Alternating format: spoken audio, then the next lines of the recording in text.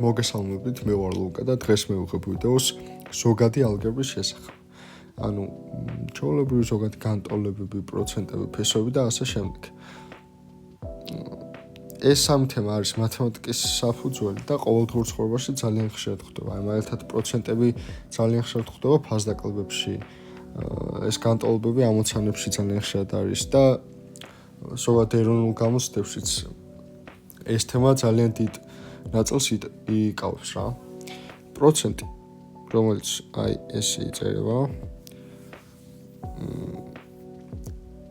ერთ-ერთი ყველაზე მარტივი თემა არის მთლიან ეროვნულებში და საერთოდ მათემატიკაში. რას ნიშნავს პროცენტი? პროცენტი არის უბრალოდ ერთი მიასეთი.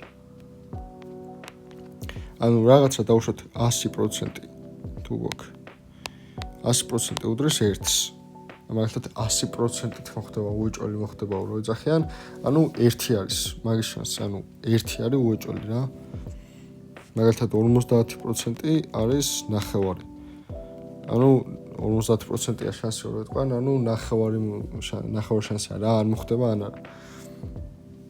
50%-იანი ფასდაკლება მაგალითად დავუშვათ რო ავიღოთ საკეთ წავშალო დავუშვათ რო ავიღოთ 300 ლარიანი რაღაცა. ის 300 ლარი. 50%-იანი ფასდაკლება რა იქნება? 300 ლარის 1/2. ანუ ჯერ უნდა დავითვალოთ 300 ლარის 50% რა არის? 300 ლარის 50% არის 150 ლარი.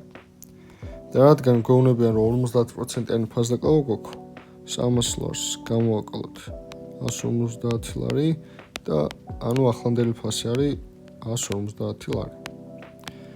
თუ გვექნებოდა მაგალითად დავუშვათ 250 ლარიან რაღაცაზე 40%-იანი ფასდაკლება, ესე გავამბობთ უბრალოდ 40%-ზე და ეს არის 250 გამოვებული 40 მიასეთზე და იქნება 100 ლარი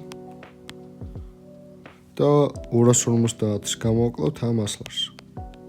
და მივიღებთ, რომ ჩვენი 40%-იანი ფასდაკლების შემდეგ ფასი გვაქვს 150 ლარი. აი ესე მარტივად შეგვიძლია, რომ პროცენტები გავაკეთოთ. ამ ალგებრული ტიპის ამოცანებისთვის ჩემი რჩევა იქნება, რომ როდესაც სახლში აკეთებთ ამ ამოცანებს და გამოთვლებს, კალკულატორი არ გამოიყენოთ რა. იმიტომ რომ კი მთავარია რომ აზრი გაიგო და გამოთვლა არ არის ასეთი მნიშვნელოვანი როგორც აზრის გაგება მათემატიკაში, მაგრამ ეროვნულებზე კალკულატორი რო არ გექნება და სწორად რო გაიგო ამოცანა და მე უბრალოდ გამოთვლაში შეგეშალოს, ძალიან დაგწევა გული და მაგის შემთხვევები ძალიან ხშირია რა, რომ ყველაფერი სწორად გააკეთა, მაგრამ უბრალოდ გამოთვლაში შეეშალა.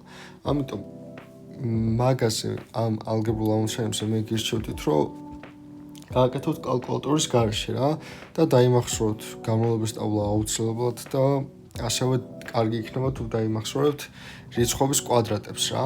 მაგალითად აი ეხლა ამოვარდება ფოტო, აი ამ რიცხვების კვადრატებს ყველას თუ დაიმახსოვრებთ, ძალიან წაგადგებოთ რა.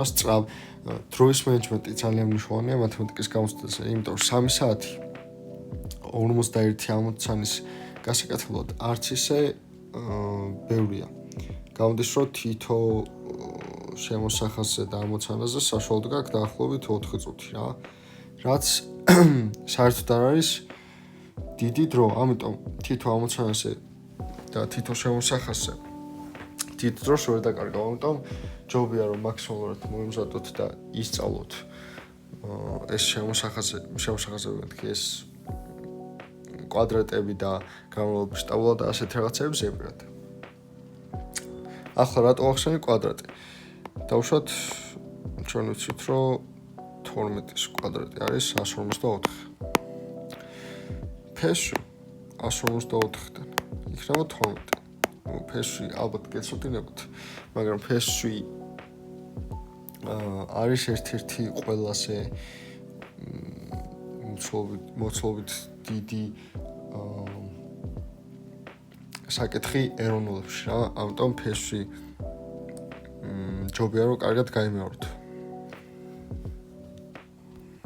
ახლა ამ ვიდეოში ვერ გავვლით ბოლომდე ფესვებს, მაგრამ მინდა რომ ესეთი საინტერესო ხრიკი გასწავლოთ, რომელიც დაგეხმარებათ ისეთი რიცხვებიდან ფესვის ამოყვანაში, როგორც არის მაგალითად 38, ანუ ესეთი რიცხვებიდან, რომლიდანაც ფესვი რეალურად არ ამოდის რა.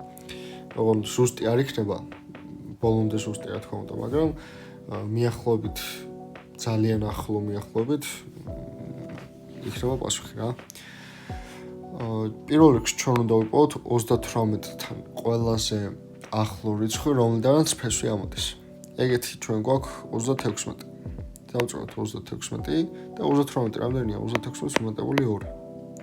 ეს რას უდრის? ეს უდრის 36-დან ფესვი არის 6 და შემდეგ დავწეროთ ესეთი წილადი. რიცხვში დავწეროთ 2-იანი, იმიტომ რომ აი აქ გვაქვს 2-იანი. და ნიშნულში დავწეროთ 6 გამრავლებული 2-ზე პლუს 12. ეს არის ჩვენი მიახლოებითი გამოთვლა. 6.1/6. 6.2/12 და იგივე 1/6. მოდი ახლა უცებ გავაკეთოთ კიდე ერთ სხვა რიცხვს, იყოს მაგალითად 24. 24-თან ყველაზე ახლოს რომელია? ყველაზე ახლოს არის 25. ამიტომ დავწეროთ ფესვი 25-ს მინუს 1 და ეს უდრის 5-ს მინუს 1 შეფარდებული 10-თან. ეს იქნება 4.9. აი ესე მარტივად შეგვიძლია რომ გამოვთვალოთ მიახლოებით ფესვები და აი ეს რიცხვი ძალიან ახლოს არის რეალურ პასუხთან რა. ამიტომ შემოსახაზებში ხა რაღაცა 4.932 რაღაცა ეგეთი არ იქნება, მაგრამ რაღაცა ისეთი იქნება, რომ აი ეს რიცხვი დაგეხმარებათ რა. ხო, ასევე მინდოდა მეთქვა დისკრიმინაცია. დისკრიმინაცია ახალს ვერაფერს გეტყვით. უბრალოდ მინდა გითხრათ, რომ აი სულ რო არაფერი დაიმახსოვროთ რა. გამოცდებისთვის სულ რო არაფერი დაიმახსოვროთ, ერთადერთი დისკრიმინანტი და შემდეგ ეს x-ის გამოსათვლელი ეს ფორმულა. რო დაიმახსოვროთ, ეს b კვადრატს მინუს 4-ია, იგივე დისკრიმინანტია რა, აქ რომ წერია. აი ეს რო დაიმახსოვროთ, ჩათვალეთ შემოსახაზებში 1.10 გექნებათ რა. ამიტომ დისკრიმინანტი აუცილებლად კარგად დაიმახსოვრეთ და დისკრიმინანტზე გააკეთეთ ბევრი მაგალითები რა, რომ კარგად და საფუძვლიანად იცოდეთ. დღესთვის კი სულ ეს იყო, დღეს შედარებით მარტივი თემა ახსენი და იმედი მაქვს, რომ რაც ვიდეოში თქვი გასაგები იყო და ამ თემასაც უფრო დეტალურად რამდენიმე ვიდეოს შემდეგ გადავიღებ. მადლობა ყურადღებისთვის, მადლობა რომ ვიდეოს უყურეთ და ნახვამდის.